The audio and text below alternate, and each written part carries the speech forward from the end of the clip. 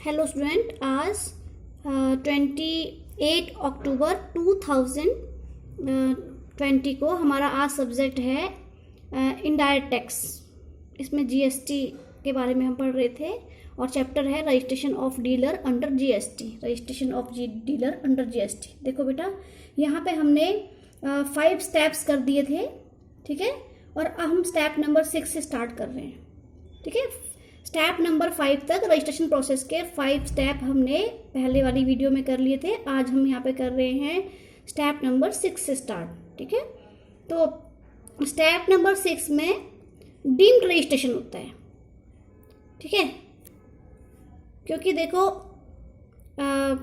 सबसे पहले क्या हुआ था, सबसे पहले फॉर्म नंबर 1 का पार्ट ए और पार्ट बी दोनों उसने भरा था, फिल किया था उसको असेसी ने, जब वो एप्लीकेशन दे रहा था रजिस्ट्रेशन के लिए, ठीक है। उसके बाद पार्ट बी की रजिस्ट्रेशन हो गई थी। अब जो है, अगर असेसी ने कोई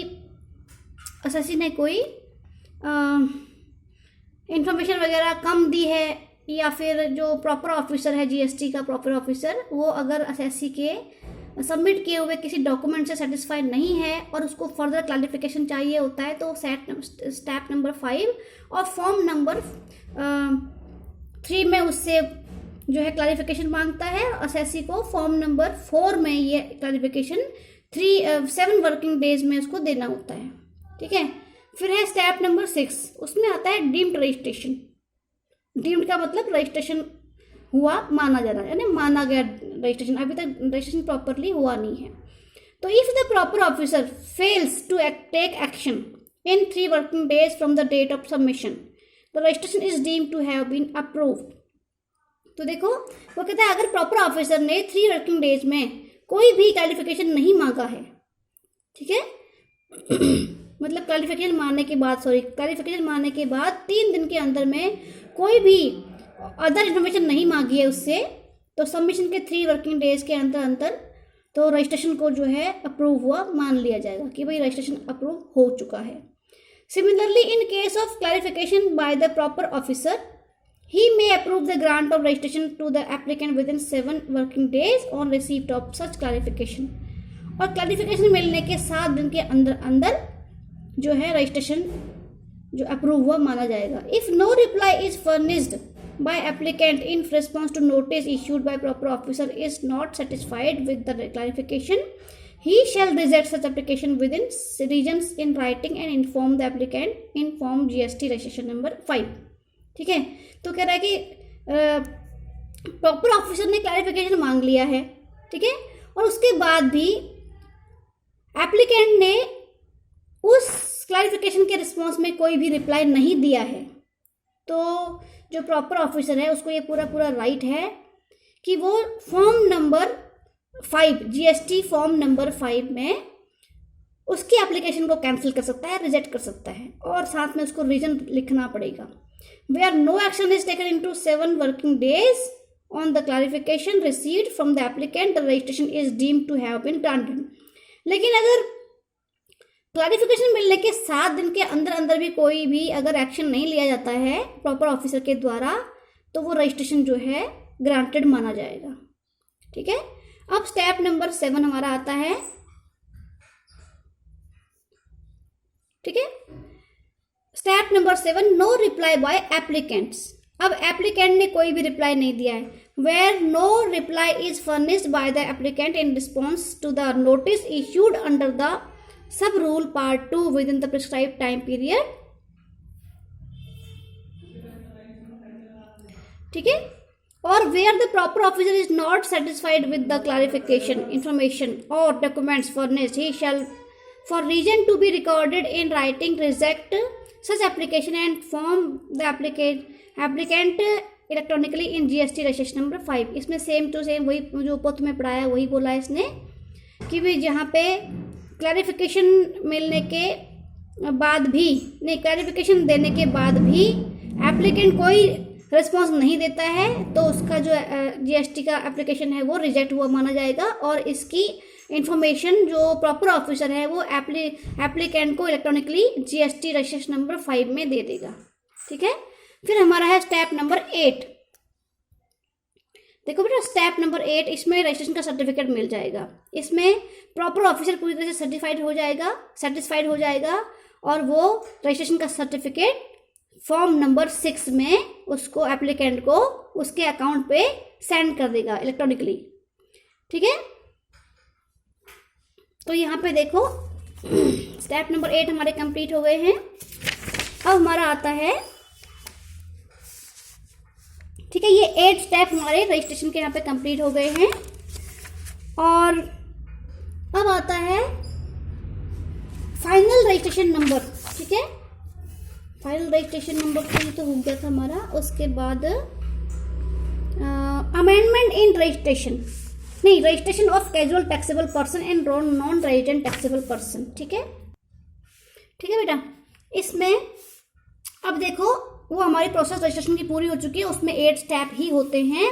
अब अगर कोई कैजुअल टैक्सेबल पर्सन है, ठीक है, और दूसरा होता है नॉन रेजिडेंट टैक्स पर्सन। ठीक है, नॉन रेजिडेंट टैक्सेबल पर्सन है बेटा ये, कि मतलब अगर कोई पर्सन टैक्सेबल है और वो कैजुअल टैक्सेबल पर्सन है, मतलब कि वो उसका कोई एक बिजनेस प्रॉपर बिजनेस प्लेस नहीं है, आज वो इस स्टेट में, आज वो उस स्टेट में, कभी उस स्टेट में, ऐसे वो अपना जो है सप्लाई करता है अपनी गुड्स की।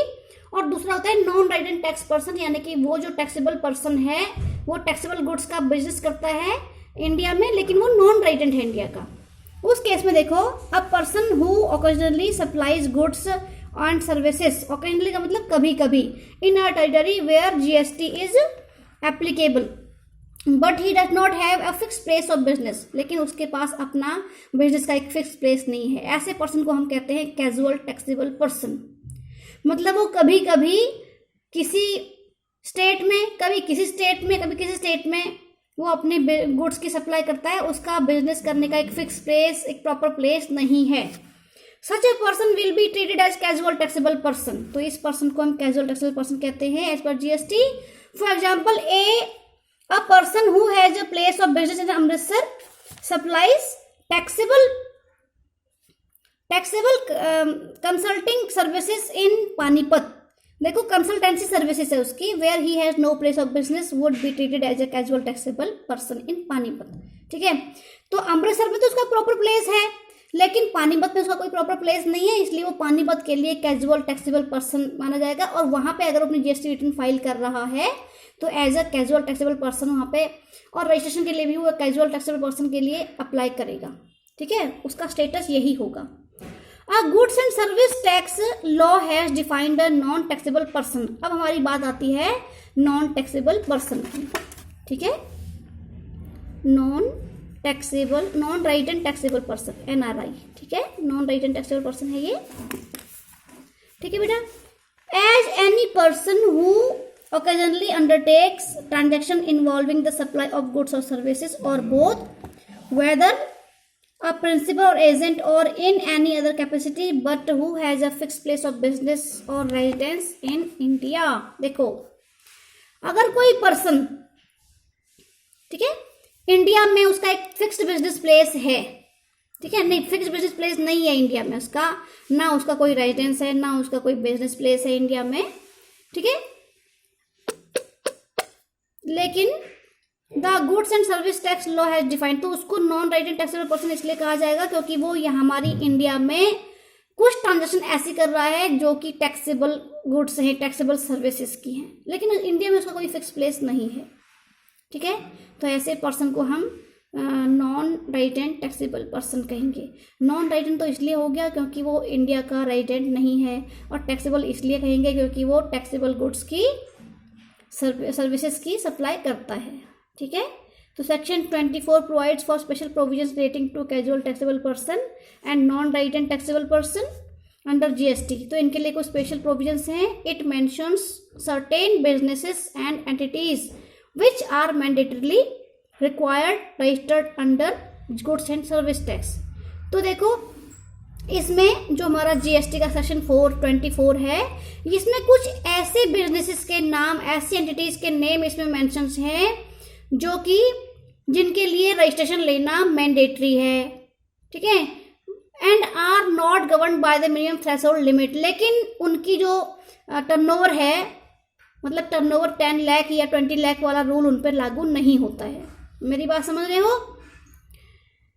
मतलब कि कुछ ऐसे बिजनेसेस, कुछ ऐसे कंपनीज, ऐसे एंटिटीज जिनका टर्नओवर 10 लाख या 20 लाख को क्रॉस नहीं कर रहा है, 10 लाख या 20 लाख जो है हमारी थ्रेशोल्ड लिमिट है, उसको क्रॉस नहीं कर रहा है वो, ठीक है।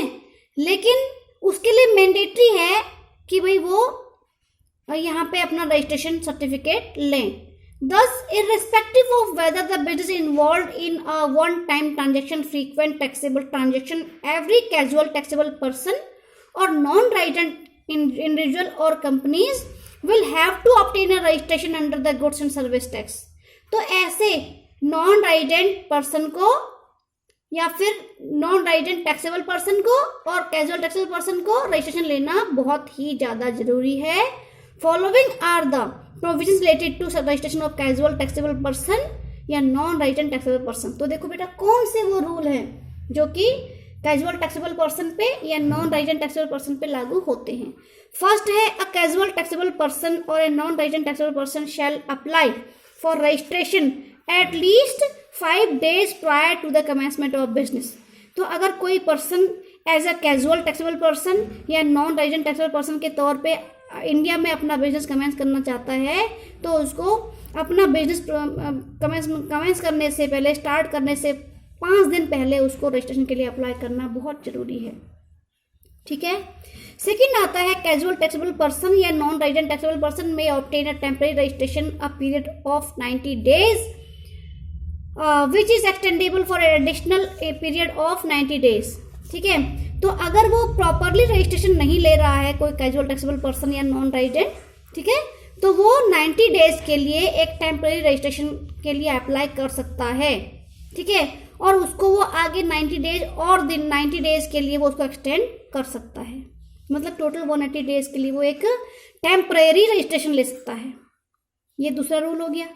तीसरा रूल है, a person who obtains registration will be required to make advance deposit of GST based on his estimated tax liability. तीसरा वो है कि एक पर्सन जो कि रजिस्ट्रेशन ऑब्टेन कर रहा है उसके लिए रिक्वायरमेंट होगी कि वो GST की एडवांस डिपॉजिट करे अपनी एस्टिमेटेड टैक्स लायबिलिटी में। जैसे हम इनकम टैक्स पे करते थे ना एडवांस टैक्स, वैसे ही इसकी भी एडवांस टैक्स पेमेंट कर सकता है, ठीक है बेटा। अब है कैजुअल टैक्सेबल पर्सन और NRI, दोनों में हमको डिफरेंस करना है, ठीक है। मेरी बात समझ रहे हो? तो occasional undertakes transaction involving supply of goods or services in a state or UT where he has no fixed place of business. Occasional undertakes transaction involving supplies goods or services but has no fixed place of businesses in India. तो देखो बेटा, casual taxable person तो वो person होते हैं जो जिनका registration, जिन्होंने रजिस्ट्रेशन किसी, मतलब जिनका बिजनेस का फिक्स प्लेस किसी एक स्टेट में है इंडिया के, लेकिन वो इंडिया के बाकी स्टेट्स में भी अपना जो है गुड्स की सप्लाई कर रहे हैं, लेकिन यहाँ पे जिस स्टेट में, जिस यूटी में वो बिजनेस कर रहे हैं, उस यूटी में, उस स्टेट में उनका कोई फिक्स प्लेस नहीं है। जैसे वो आज यहाँ पे अगर वो यहाँ पे पटियाला में अपना बिजनेस अपना उनका बिजनेस का हेड ऑफिस अगर उनका पटियाला में है, प्रॉपर बिजनेस प्लेस पटियाला है, तो वो अमृतसर में अगर वो अपना बिजनेस करना चाहते हैं तो उसके लिए उनको, क्योंकि वहाँ पे अमृतसर में तो उनका कोई फिक्स प्लेस नहीं है बिजनेस करने का, इसलिए उनको यहाँ पे जो है इनको कैजुअल टैक्सेबल पर्सन माना जाएगा अमृतसर में, ठीक है। फिर है नॉन रेजिडेंट टैक्सेबल पर्सन, वो होता है जो इंडिया के अंदर कहीं पे भी वो जो है टैक्सेबल गुड्स एंड सर्विसेज की सप्लाई करता है, लेकिन उसका इंडिया में कोई भी फिक्स रेजिडेंस नहीं है। मेरी बात समझ गए? उसके बाद है ये देखो, कैजुअल टैक्सेबल पर्सन क्योंकि वो इंडिया का ही रेजिडेंट होता है, उसके बाद एक पैन नंबर होता है, और जो NRI है उनके पास एक पैन नंबर नहीं होता है। A non resident person if having PAN number take registration as a casual taxable person. लेकिन जिस NRI के पास पैन नंबर नहीं है, ठीक है, पैन नंबर है, सॉरी, जिसके पास पैन नंबर है वो एक कैजुअल टैक्सेबल पर्सन की तरह ही उसको ट्रीट किया जाएगा। Same application form for registration as for normal taxable persons, ठीक है। तो दूसरा वो कह रहा है कि जो हमारे कैजुअल टैक्सेबल पर्सन होते हैं वो रजिस्ट्रेशन के लिए ऐसे ही अप्लाई करेंगे, यानी कि फॉर्म नंबर 1 में करेंगे जैसा कि बाकी नॉर्मल टैक्सेबल पर्सन करते हैं। लेकिन जो हमारे एनआरआई हैं यानी कि नॉन रेजिडेंट टैक्सेबल पर्सन हैं, उनके लिए एक सेपरेट रजिस्ट्रेशन फॉर्म होता है जिसमें वो अप्लाई करते हैं रजिस्ट्रेशन के लिए। इसको बोलते हैं जीएसटी रजिस्ट्रेशन नंबर 9, ठीक है। फिर है जो कैजुअल टैक्सेबल पर्सन है, they has to undertake transactions in the course of furtherance of business, ठीक है। तो वो कहता है कि अपने बिजनेस के कोर्स में, कोर्स का मतलब बिजनेस के दौरान ही, यानी पूरे बिजनेस के एक्टिविटीज़ में ही वो सारी ट्रांजेक्शन कर सकते हैं, ठीक है, करने पड़ेंगे उनको। और ये जो हमारे एनआरआई है, business test absent in the definition, ठीक है, इनका बिजनेस क्या होगा इसकी कोई डेफिनेशन नहीं दे रखी है। तो मतलब कैजुअल टैक्सेबल पर्सन जो भी गुड्स की सर्विसेज सप्लाई की सर्विस करेगा वो बिजनेस माना जाएगा। फिर है casual taxable person has to file normal GSTR1, GSTR2, GSTR3 returns, जबकि जो हमारा एनआरआई है वो ओनली GSTR5 रिटर्न को फाइल करेगा, ठीक है, GST रिटर्न फाइल करने के लिए। उसके बाद है जो हमारा कैजुअल टैक्सेबल पर्सन है, अगर वो रजिस्टर्ड हो जाता है तो ही वो अपना ITC जो है क्लेम कर सकता है, जो इनवर्ड सप्लाईज हैं उसकी, या इनवर्ड का मतलब जो परचेज पे उसने ITC है उसको वापस क्लेम कर सकता है। जबकि जो हमारा एनआरआई है वो can get ITC only in respect of import of goods and और सर्विसेज, वो सिर्फ और सिर्फ इम्पोर्ट वाली गुड्स पे जो उसने ITC पे कर रखी है उसको वो उसको एडजस्ट कर सकता है ITC को, ठीक है बेटा। तो ये तुम्हारे आज GST का अपना प्रोसीजर पूरा हो गया है, और साथ ही इसमें कैजुअल टैक्सेबल पर्सन और नॉन रेजिडेंट टैक्सेबल पर्सन भी इसमें हमने कवर कर लिया है, ठीक है बेटा। तो ये इसका एक नोट ज़रूर तैयार करना 3 मार्क्स में। तो ये आएगा दोनों में डिफरेंस, और रजिस्ट्रेशन प्रोसेस पूरी 10 नंबर की आएगी तुम्हारी, ठीक है। कुछ और पॉइंट्स उसके रह गए जैसे अमेंडमेंट ऑफ रजिस्ट्रेशन वगैरह है, ये मैं तुम्हें अगली वीडियो में कराऊंगी।